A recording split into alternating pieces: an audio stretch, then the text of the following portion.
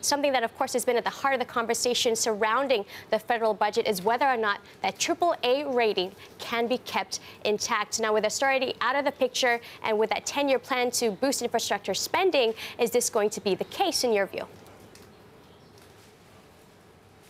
Well, Moody's has already come out and confirmed our AAA credit rating. I mean, ultimately, these are matters for the credit ratings agencies to decide. I would just point out that as a result of the decisions of this government, spending as a share of the economy is back down very close to the long-term average. We're bringing it down to 25% as a share of GDP, just slightly above the long-term average of 24.8%.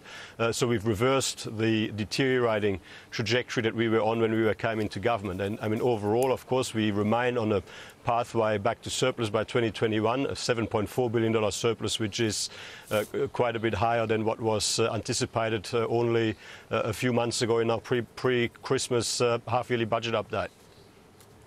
Now, Moody's also pointed out that they do see the debt pile growing to about 45% potentially in the coming years here. And they also pointed out that, of course, Australia has been coming from a very low base compared to its top-rated peers. Do you see that fiscal discipline can be maintained given the desires of this budget? Well, our projections show that we go back to surplus in 2021 and that we remain in surplus over the whole period of the medium term to 27-28. In fact, if you exclude capital in new net capital investment, if you just look at our net operating balance, we actually are projected to return back to surplus by 1920. And in fact, our cash flows are positive and we're not further adding to debt from next financial year onwards, from 2018-19 onwards. So net debt, which is the most important indicator, will be peaking as a share of GDP in the 18-19 financial year at 19.8%, and over the medium term to 27-28, that is projected to reduce down to 8.5%. So by international standards, that is clearly a very healthy trajectory indeed. Mathias, Minister, let's just get what the opposition minister said about this, the shadow minister of finance. I mean, he was saying something, James Chalmers was saying that, well, it's a finance bill that his party would never have countenanced.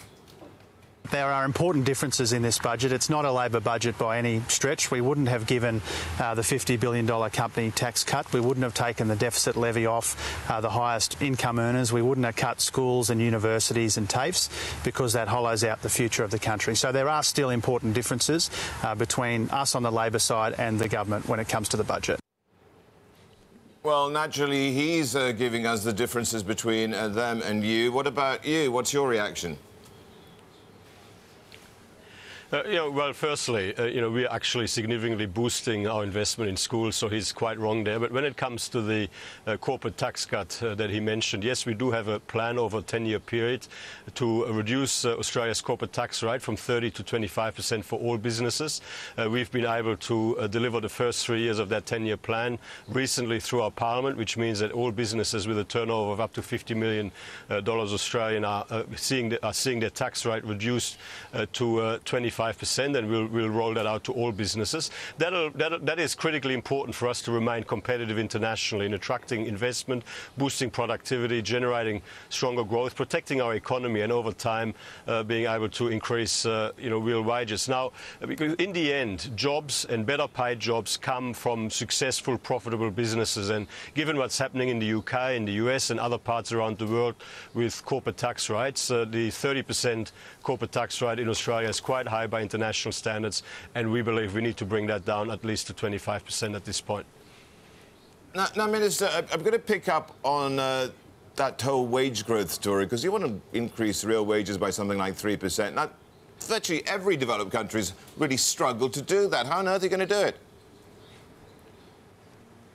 Well, that is towards the end of the forward estimates period. I mean, you've got to look, I mean, essentially, I mean, we take advice, obviously, from experts and in our Treasury. The assessment is based on, obviously, a read of the improving global economic outlook. Domestically, we've continued to have a low official cash rate. We've got a lower exchange rate. We've got a flexible labour market. We've got a pro-growth agenda from the government focusing on, obviously, company tax cuts, a by focusing on getting better access to key markets around the world, focusing on a significant infrastructure investment program. Everything taken together, the best advice in front of the government is that these forecasts are prudent, are credible, and are indeed responsible. Now, Minister, this budget is being painted as nation-building pro-growth, as you just put it. But when it comes to the surprise tax that we saw levied against the banking industry, that is something that might be at odds with perhaps the historical view of the party. And it could be seen as punitive. And could this perhaps set a precedent for other sectors, and we might see other tough measures laid against the financial industry? Well, you know, what we've proposed, what we've put forward in the budget last night is not dissimilar to what other countries around the world have done in the past, including, I might add, the United Kingdom. You know, clearly our preference was to get the budget back into balance as soon as possible through spending reductions. We did make significant progress in recent years in bringing spending growth under control. However, the Australian Senate wasn't prepared to pass all of our spending reduction measures, and you know, if you want to bring your budget back into surplus, and we must, and you can't get all of your spending reductions through the Parliament, then the only other alternative is to look at the revenue side of the budget, and that's what we've done. Now, Australian banks generate about $30 billion worth of after-tax profits a year. This is a $1.5 billion levy targeted at the major banks, and we believe that that is a fair and proportionate contribution for them to make to budget repair in Australia. Minister, we've already seen these banks have been hauled over the coals for not passing on some of the interest rate cuts that were, of course, led by the Reserve Bank. Now, what's to stop them actually passing on this levy to the customers and actually hurting the average Australian? Well, there's no reason for them to do that, and the way we've designed the levy, there's definitely no reason for them to do it. I mean, all of the day-to-day bank accounts, all of the day-to-day mortgage accounts have all been excluded from the scope of this levy. And you know, as I've indicated, $30 billion worth of after-tax profits, a $1.5 billion levy. We believe that that is fair and proportionate. The smaller banks will not be subject to the levy, which will help them better compete with the major banks and Minister, help keep pricing, behaviour, I guess, in check.